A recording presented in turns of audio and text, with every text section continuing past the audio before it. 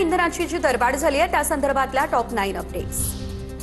गेल्या 12 दिवसांमध्ये पेट्रोल डिझेलच्या दरात चौथ्यांदा वाढ। मुंबईमध्ये पेट्रोल ₹2.72 तर डिझेल ₹2.81 महागलं। मुंबई पुण्यामध्ये पेट्रोल ₹111 लिटरवर। इंधन मिळेल की नाही या भीतीने 20% मागणी वाढली आहे। पुरवठ्यावर ताण येण्याइतपत साठेबाजी करू नका, पेट्रोल डिझेलवर मुख्यमंत्री फडणवीसांचा हा सल्ला। जनतेच्या खिशावर घाला घालणं एकच मोदी सरकारचा अजेंडा। पेट्रोल डिझेलच्या दरवाढीवरून राहुल गांधींची केंद्र सरकारवर टीका।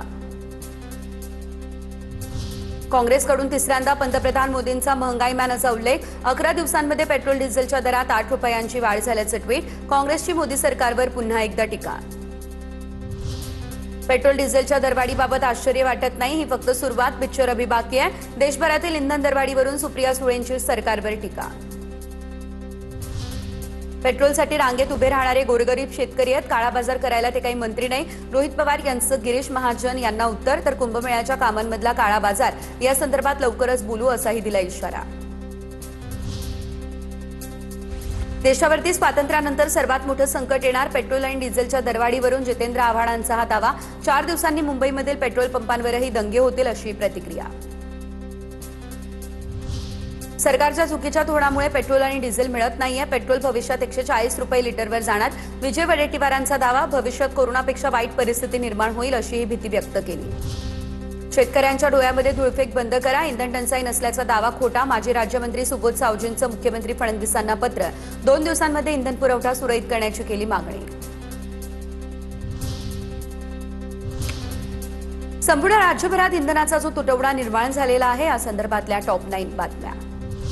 राज्यातील अनेक भागात पेट्रोल पंपांवर नागरिकांची गर्दी। गडचिरोली, जळगाव, धुळे, जालना यासह अनेक ठिकाणी इंधन टंचाई। शेतीची कामं सुरू होण्याआधीच मोठा परिणाम, इतर कामं खोळंबली। इंधन बचतीसाठी पुण्यामध्ये उद्या रात्रीपासून जमावबंदीचे आदेश। उद्यापासून 14 दिवस जमावबंदी। जमावबंदी काळात आंदोलन, मोर्चे, सभांना बंदी। पुणे महापालिकेचा हा निर्णय। इंधन टंचाईच्या झळा आता महाराष्ट्राची राजधानी मुंबईपर्यंत। पेट्रोल डिझेल नसल्यानं सायनमधील पेट्रोल पंप बंद। परळ उड्डाणपुलाखालच्या पेट्रोल पंपावरही पेट्रोल नाही। हिंगोली जिल्ह्यातल्या पेट्रोल पंपावरती 12व्या दिवशी देखील इंधनासाठी रांग। डिझेल मिळत नाही त्यामुळे शेतकरी हैराण। जिल्ह्यातील विविध पेट्रोल पंपांवरती वाहनांच्या रांगा। पनवेलमध्ये मनसेचं मेलोडी आंदोलन। पेट्रोल डिझेल दरवाढीचा अनोख्या पद्धतीने निषेध नोंदवला। महागाई कमी होत नसेल तर मेलोडी खा आणि खुश रहा असा उपरोधिक टोलाही लगावला। नांदेडमध्ये पोलीस बंदोबस्तात डिझेल पुरवठा। कॅनमध्ये डिझेल देण्यास बंदी। पंपावरती महसूल आणि पोलिसांचा बंदोबस्त राहणार।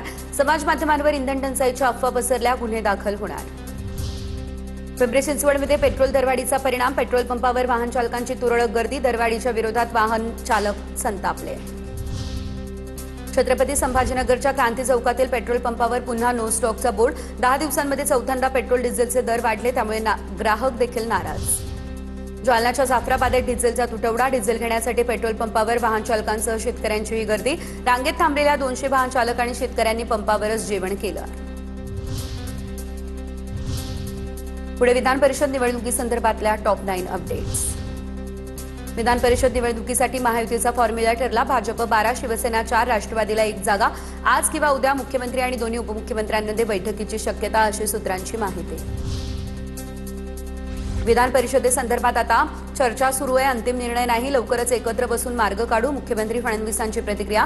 नाशिक आणि छत्रपती संभाजीनगरच्या जागेबाबत शिवसेनेसोबत तर पुण्याच्या जागेबाबत राष्ट्रवादीसोबत चर्चा, सूत्रांची माहिती। वर्धा, चंद्रपूर, गडचिरोली विधान परिषद मतदारसंघात अरुण लखानी यांचं नाव आघाडीवर। अरुण लखानी, सुप्रिया सुळे यांचे व्याही, भाजपचे वरिष्ठ नेते। गेल्या निवडणुकीमध्ये अरुण लखानींचं नाव आघाडीवर होतं। राज्यातील सध्याच्या बिकट परिस्थितीमध्ये विधान परिषद निवडणूक घेण्याची गरज आहे का, यावर विचार होणं गरजेचं। रोहित पवारांचा ट्विटद्वारे हा सवाल। तर निवडणुका पुढे ढकलायला हव्या, तसं झाल्यास सरकारला सुद्धा सर्वसामान्य जनतेच्या प्रश्नांकडे लक्ष द्यायला वेळ मिळेल, असा पोस्टमध्ये उल्लेख केला। राजेश टोपे मराठवाड्यातून स्थानिक स्वराज्य संस्थेची निवडणूक लढण्यास इच्छुक। तर 27 तारखेला महाविकास आघाडीची बैठक होणार, या बैठकीमध्ये निर्णय होण्याची शक्यता। उपमुख्यमंत्री सुनेत्रा पवारांच्या उपस्थितीत राष्ट्रवादीच्या आजी माजी आमदारांची उद्या बैठक। विधान परिषद निवडणूक आणि आमदारांच्या समस्यांबाबत चर्चा देखील होणार।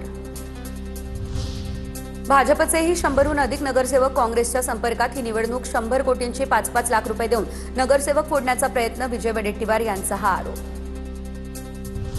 जळगाव विधान परिषद निवडणुकीसाठी 26 उमेदवारी अर्जांची विक्री। राजकीय पक्षांच्या कार्यकर्त्यांसह 16 व्यक्तींकडून 26 अर्ज खरेदी। कार्यकर्त्यांच्या माध्यमातून भाजप शिवसेनेकडून अर्जांची खरेदी।